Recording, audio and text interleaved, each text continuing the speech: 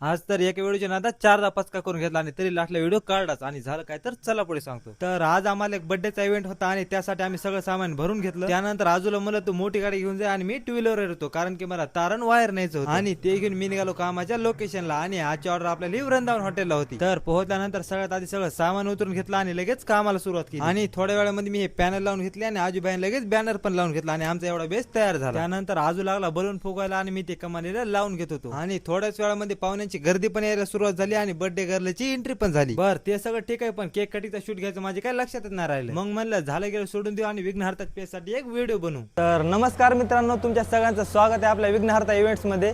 आणि माझ्या पाठीमागे जो तुम्ही सेटअप बघताय तर ते आपण फर्स्ट डेकोरेशन साठी केलेलं आहे आणि माझ्या पाठीमागे जो तुम्ही सेटअप बघताय तर ते आपण फर्स्ट बर्थडे इव्हेंट दाखवायला ना।